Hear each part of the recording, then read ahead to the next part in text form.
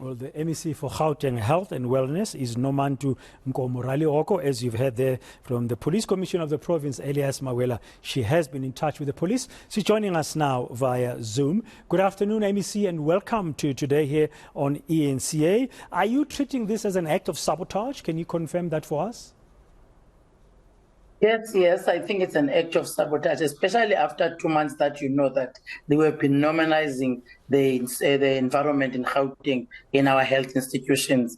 But now, all of a sudden, we have theft now that has just come up.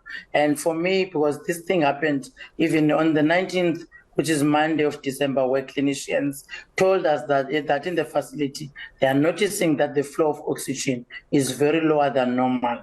And then they went to check with the Department of Infrastructure, and the team there, they went and they realized that indeed it's true. So in the plant room, there was some stolen pipes that was done.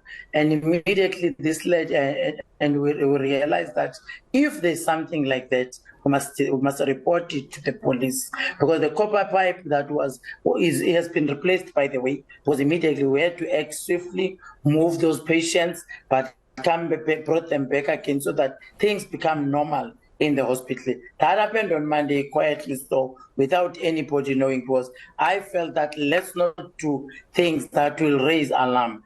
We were not aware that again on Wednesday now, which was the 21st of December, in the morning, when the nurses in the theater, which is theater 15 and 16, noticed again that water suddenly is seeping from the autoclave system very slowly, which is equipment for sterilization of machines in the theater. And also in those theaters, we picked it up that we need to investigate, because we discovered that the copper pipes again there in that plant room were tampered with. So you can see that it can be a mistake that these things are happening immediately at that time. So the damaged copper pipe again has been replaced, and we're happy to say to you, all the patients are fine and they are safe, and the hospital is operating normally. And yesterday we have seen again, when we started to say at least something is done normally, work is continuing in the hospital. Cheeky, up at Ward 38, there was this heavily flooded area. Ward 22, Zakiti Phase 2, Zebra Ward, outside JT Allen and POC Lab, ICU tier room rather, emergency, our recovery room, and then emergency again, recovery room and theater, which is theater 15 and theater 26, including theater 1 and 2. There was a problem even there now, where there was that lots of water that was seen by people when they woke up this morning. Again, we went there, we cleared everything so that things can go back to normal in the hospital. But when the video is circulating, people think that it has happened immediately now.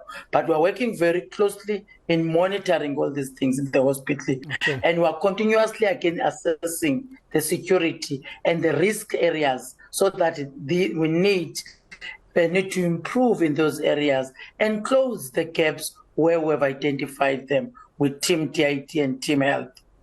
Okay, can you share with us what kind of improvements are you going to be putting in place, or the hospital will be putting in place in terms of security? Because if it was an act of sabotage, as you say, and now you've replaced, for example, that copper pipe that carries the oxygen, which is much needed in places like the ICU in the hospital, you don't want the people who committed this alleged act of sabotage to have another opportunity to do the same. No, it's true. You are right. But what we have done now was strengthening our collaboration with the law enforcement agencies and the involvement of hospital boards. We're promoting that in collaboration with the local communities, which is our local clinics. And when we're making sure that we have a business continuous plan that we're having. And the acting HOT this morning and senior management in the department have made sure that they direct the work to the facilities managers and secure all the assets in our hospitals. Because I think if we don't do that, we'll run into a risk. And again, we're reviewing the current security arrangements in our facility, which is very critical. And again, we're engaging with the minister, with the Premier to support the intervention from the province and national in bringing in both state security agencies to look closely into the current situation. And they all agreed, they are happy with that, they are working with us as a team. But we have short-term and long-term plans. You remember on the issue of load shedding, already 17 hospitals of our province have already been exempted from load shedding out of 37 hospitals. And our hospitals have generators now as a backup system, all of them. However, it must be remembered again, generators are not the main source of power. They are just helping us to kick in if there is some interruptions that are being done.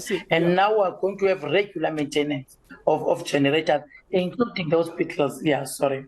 No problem. No, thank you. Sorry, thank my brother. You. No, sorry for cutting in there. But just in terms of the security, the DA, we played a bite. We had an interview. Our reporter, Mangoba Mchunu, was at Bara this morning and interviewed Jack Bloom of the DA, who's your shadow health MEC here in Gauteng, in opposition, of course. They say they're going to ask for all the security contracts of provincial public hospitals in Gauteng to be reviewed. Would you be open for such a review? And if you recall, in some of the instances where there's been sabotage at Eskom power stations, the hands have sort of pointed in the direction of procurement. No, I think Czech is a member of the committee in the legislature. If they come up with that decision, I don't think it will be a problem. But on my side, I will not wait for them for that proposal for the review. Where I see that there is a problem, I am going to an MEC that is responsible for the hospitals in the province. So they can do that, which is right. If they are right, we will see what is it that they're proposing. Because I always say to the members of the legislature, you review anything, but you must give us some proposals on that. But on my side, I'm doing those review. I have a team of monitoring and evaluation. I'm 2 months in that office. In the first meeting that I addressed, all senior members, the including CEOs, I told them that we are going to review everything that is there, review every contract, because we need to look into some of those contracts. Some have been there for long, and some have not been done properly. So those are the things that I'm doing. Well, that review, I'll definitely go and present to them what I've already done on my side, because it's work that I am doing. And we're going to ensure, by the way, that we strengthen the security, because security is not only about the individuals that you see there standing at the gates. There are the other people that you need other means of security. But we are going to have quality controls and checkups that we are going to do we are doing it. In fact, I'm not saying we are going to do something that we are doing. I will present to them, and I'll present even to the citizens about the work that we're going to do in terms of contracting. But again, the maintenance of our own. We are making sure that maintenance is not going to be done when there is a problem, which I've been saying when I arrived there. Maintain what you are utilizing on a daily basis. Assess everything that you are doing. Hence, we can't wait for bigger contractors only to come. We need young people, small teams that are there, that are looking on a daily basis in institutions like hospitals. So those are the things that I know. I've picked them up. I never knew that this will come the way it has come, but already I had plans that my team has been telling them to do, and they are working on that. Hence, it became easier for us, even at Bara, to have, because I said to them day one when I arrived there, let's have contingency plan. When something is not right, immediately, let's attack and correct it on the same day. That's why I think that has happened on Monday. You only pick it up today. It's because we've been working on that, making sure that we're doing these things. So we're working now on appointments of a panel of SMMEs in the 5 regions. That will go to each and hospital every day, and I'll follow them and see if they are doing their work, so that you don't find the emergency area, which is your emergency and accident area, dirty, full of people, because there is nobody that is taking responsibility. Nurses and clinicians must do their work, but they can't maintain the hospital. Let me see. Let me just come in there. Let me just come in there on another matter that you mentioned yourself. You said you had problems with water leakage at parts of the hospital at Bara. Was that today? No, it's something that has been picked yesterday. It happened yesterday. That water leakage. I'm sure you have seen a video that was circulating. Yes. So we are definitely working has on that that been sorted? Has the water yeah. leakage been sorted now? Yeah, it's sorted. It's sorted now. I can see that one that is dripping down. It's sorted now because in the evening I phoned the acting HOT and he immediately went to Bara with a team to close those pipes that were leaking, as you can see them. Because that was really an embarrassment, which we don't know why it has to happen that way immediately. But we have sorted it out. Okay. Now, in terms of security, are you going to be putting, I don't know if Bara will, and in your other provincial hospitals, like at strategic key areas, including where there's those water pipes, are you going to put in CCTV cameras that can capture whatever is happening there, even when there's no electricity, because they could use infrared kind of lens? I'm asking this because an hour ago I interviewed a forensic investigator who said he would recommend that, among other measures, as you step up security in the hospitals, is to consider such cameras. You know, it's like my brother, you were part of my meeting last week with the executive management teams.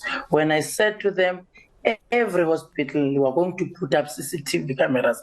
I know now we don't have money, but let's budget for it so that in March, when the provincial government gives us money, part of the money must go to those CCTV cameras, because we have security, but you cannot only have security that is standing at the door, but you don't have anything that they are looking at in terms of the general management of the hospital. So we will definitely do that. It's part of the things that we're going to do. I even said to the team, let's prioritize big hospitals first with those CCTV cameras. Your George Mukari, your Charlotte Makleke, your Steve Biko, your Tembisa Hospital, because this was exactly after that incident that happened in Tembisa, where somebody ordered that all the psychiatric patients must be taken out of the casualty ward where they are waiting to be checked by the doctors. That was another thing that happened, which was a very bad incident. We have seen it was circulating. And I said to them, guys, we don't have money, but on this one, this must happen. And I've told them that it can't wait. There are some of these things that can't wait, that one day we'll say we have budget. Those are the things that I need emergency. So we'll be working with the Department of E-Government, because that's where I was deployed before.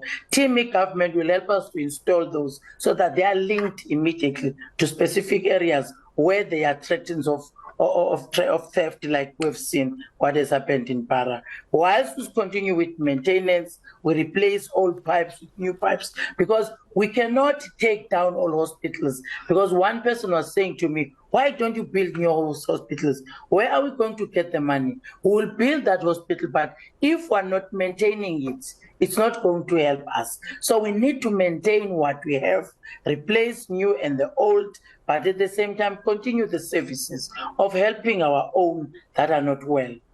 Okay, thank you very much, MEC. That's Gauteng Health and Wellness MEC Nomantu Nkomo-Ralehoko, updating us on the latest that's happened at Chris Hani Baragwanath. She says the copper pipes have been replaced.